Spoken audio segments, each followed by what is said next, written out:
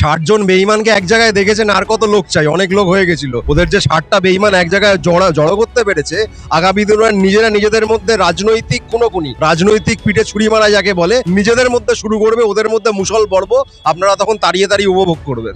21শে জুলাই মমতা বন্দ্যোপাধ্যায় ছাড়া কি হয়? এটা হওয়া সম্ভব নয়। শহীদ পরিবারের প্রত্যেকের প্রতি আমার সম্মান এবং শ্রদ্ধা রেখে আমি জানাতে চাই, মমতা বন্দ্যোপাধ্যায় যেখানে, 21শে জুলাইয়ের আবেগ সেখানে। নেতারা নিজেদের শিরদাঁড়া বিক্রি করতে পারে, তাদের শিরদাঁড়া চিংড়ি মাছের মতো হতেই পারে, কিন্তু আমরা যারা কর্মীরা রয়েছি, কর্মীদের শিরদাঁড়া কিন্তু শক্ত, কর্মীদের কণ্ঠস্বরে মমতা বন্দ্যোপাধ্যায় জিন্দাবাদী আছে। বিগত কয়েক দশক ধরে 21শে জুলাই হচ্ছে এই বাংলায়, আর এই বাংলায় 21শে জুলাই মানেই মমতা বন্দ্যোপাধ্যায়, 21শে জুলাই মানেই তৃণমূল কংগ্রেস।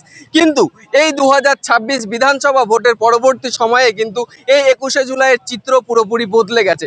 আমরা 2026-এর 21শে জুলাই টোটাল 4টে 21শে জুলাইয়ের সভা মঞ্চ আমরা দেখলাম, দিল্লি থেকে শুরু করে বাংলায়। কিন্তু সমস্ত জায়গা থেকেই মমতা বন্দ্যোপাধ্যায় 21শে জুলাই কি আলাদা কোনো স্থান করে নিতে পারলো? মমতা বন্দ্যোপাধ্যায়ের 21শে জুলাই কি সার্থকতা পেল?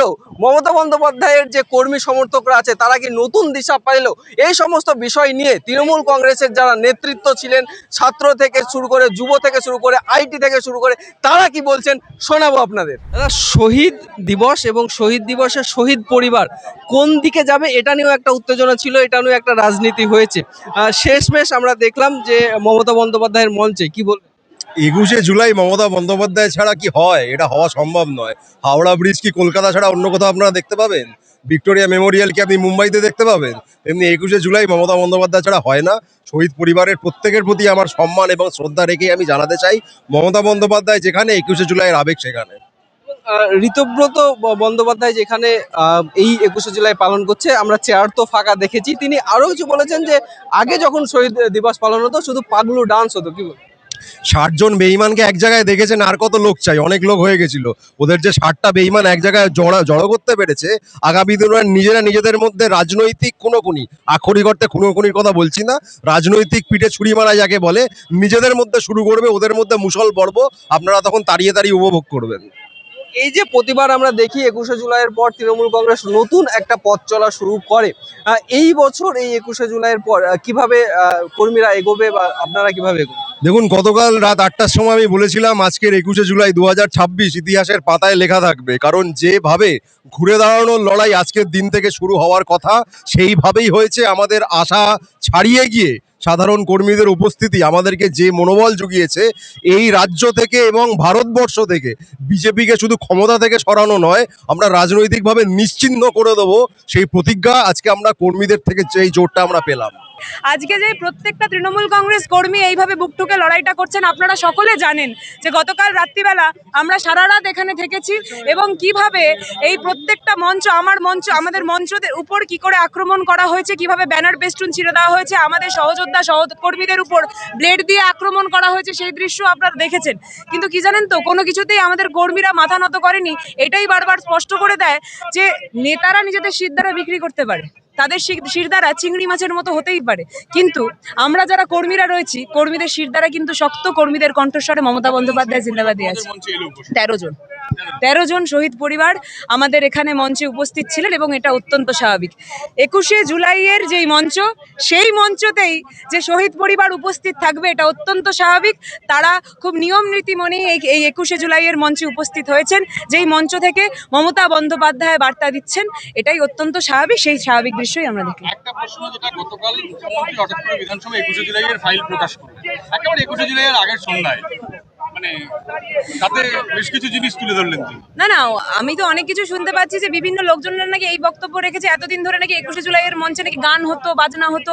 আমার তখন প্রশ্ন একটাই থেকেছে যে গান বাজনা ডিজের কথা যে বলছেন, তাহলে গানটা কি ব্লুটুথের সাথে কানেক্ট করার দায়িত্বে এই নেতারাই ছিল এবং কেউ হিপ হপ ডান্সটা এনারাই করতেন কি, নিজেদের মধ্যে কাজটা ভাগ করে নিয়েছিলেন? এই প্রশ্নটা তো শুধুমাত্র আমার নয়, সকল কর্মীদের। এই প্রশ্নটা আপনারা বুমটা ধরে ওনাদেরকে করুন না। যদি এই প্রশ্নটার উত্তর দিতে পারে, তার পরবর্তীতে না হয় এসে বলবেন যে 21শে জুলাই যেইভাবে মমতা বন্দ্যোপাধ্যায় বরাবরই পালন করে এসছেন, 21শে জুলাই সেই প্রত্যেকটা শহীদ কর্মী, শহীদ পরিবারকে যেইভাবে মমতা বন্দ্যোপাধ্যায় সম্মান দিয়ে এসছেন, সেটার উত্তর শহীদ পরিবাররা খুব ভালো করেই জানে। কি বলবে, যেখানে আমরা দেখলাম মমতা বন্দ্যোপাধ্যায়ের 21শে জুলাই ভোর কানায় কানায় পূর্ণ, অপরদিকে মেয়র রোডে যে 21শে জুলাই সিট ফাঁকা। এটা আপনারা বলবেন এবং মানুষ বলবে। একটা কথা আছে না, যেখানেই মমতা সেখানেই জনতা। তো মমতা বন্দ্যোপাধ্যায় যেখানে দেখবে সেখানে লোক নিয়ে ভাবতে হবে না। মানুষ মমতা ব্যানার্জি আদর্শ, মমতা ব্যানার্জি আবেগ, একটা মমতা বন্দ্যোপাধ্যায় ঈশ্বরের স্থানে আমাদের। তো উনি যেখানে থাকবেন মানুষ তো থাকবেই, মানুষ রায় দেবেন এরপর। দিদি, এবার 21শে জুলাই কিন্তু অন্য রকমের 21শে জুলাই ছিল, কারণ একাধিক 21শে জুলাই আমরা দেখতে পাচ্ছি। সেখান থেকে কোথাও গিয়ে কি মমতা বন্দ্যোপাধ্যায় 21শে জুলাই সার্থক? আজকের দিনটি আমরা যারা তৃণমূল কংগ্রেস করি তাদের জন্য একটি পরিপূর্ণ দিন। আজকের 21শে জুলাই দিনটি সব দিক দিয়ে সার্থক। তো আজকের 21শে জুলাইয়ে এখন আমরা ক্ষমতায় নেই, অন্য একটা দল এসছে রাজ্যের ক্ষমতায়, কিন্তু আজকের 21শে জুলাই এই যে এত কর্মীর সমাগম, তার পেছনে কিন্তু অনেক লড়াই রয়েছে। আজকের দিনে আসার জন্য তাদের অনেক বাধা অতিক্রম করে আসতে হয়েছে। কর্মীদের ভয় দেখানো হয়েছে, তাদেরকে হুমকি দেওয়া হয়েছে, জায়গায় জায়গায় গাড়ি আটকানো হয়েছে, ট্রেন থেকে নামিয়ে দেওয়া হয়েছে। আমি কালীগঞ্জ বিধানসভা থেকে আসি, কালীগঞ্জ থেকে আমি সকাল থেকে অনেকগুলো ফোন পেয়েছি। দাইহাটে আমাদের আটকানো হয়েছে, ব্যারাকপুরের আগে গাড়ি ভাঙচুর করা হয়েছে। তো এই ঘটনাগুলো ঘটেছে। আমি স্যালিউট জানাবো যে আজকে নেত্রীর ডাকে এত কর্মী যারা এসছেন, তাদেরকে কর্মী বললে ভুল হবে, তারা কিন্তু আমাদের সৈনিক। কারণ তারা এত ভয়কে, চমকানি ধমকানি সমস্ত কিছুকে উপেক্ষা করে কিন্তু আজকে এখানে বুক চিতিয়ে মাথা উঁচু করে এসে উপস্থিত হয়েছে মমতা বন্দ্যোপাধ্যায়ের হাতকে শক্তিশালী করার জন্য। দিদি, এর আগের 21শে জুলাই আমরা চিরাচরিত ভাবে দেখেছি এক ঝাঁক সেলিব্রিটি থাকে, অনেক নেতা নেত্রী থাকে, কিন্তু এই বছর অন্যরকম একটা 21শে জুলাই আমাদের সামনে আসলো, মমতা বন্দ্যোপাধ্যায়ের 21শে জুলাই। কিভাবে দেখছেন? এটাই তো হওয়ার ছিল, এটাই খুব স্বাভাবিক। এখন 21শে জুলাই মানে শহীদদের শহীদদের উদ্দেশ্যে শ্রদ্ধা জ্ঞাপন করার একটা দিন। তো সেইখানে দাঁড়িয়ে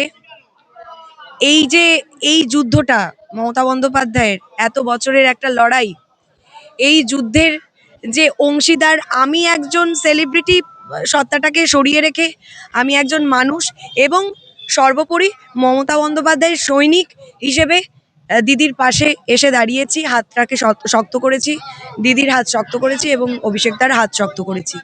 এক, দ্বিতীয়ত এই যে সেলিব্রিটিরা যখন ঘোরাফেরা করতো, 21শে জুলাই মঞ্চ আলো করে থাকতো, এখন দেখতে পাবে, এই বছর দেখতে পেলে যে তারা কেউই নেই এখানে। কিন্তু একটা দিক ভালো হয়েছে, আমাদের দলের না শুদ্ধিকরণ হয়েছে। যারা ধরো নিজেদের আমি আখের বলবো না, সেলিব্রিটিরা নিজেদের আখের না, মানে সুযোগ সন্ধানী বলতে পারি, সুযোগ সন্ধানী হয়ে হয়তো ঘোরাফেরা করতেন বা করেছিলেন, আজকে তারা নেই। এটা হবার ছিল। আর যখন ওরা ছিল তখন হয়তো আমাকে কখনো এই স্টেজে দেখতে পাওনি তোমরা, কারণ আমি সুযোগ সন্ধানী নই। আমি দিদির দুঃসময়ে পাশে থাকার সঙ্গী সাথী হিসেবে নিজেকে মনে করি।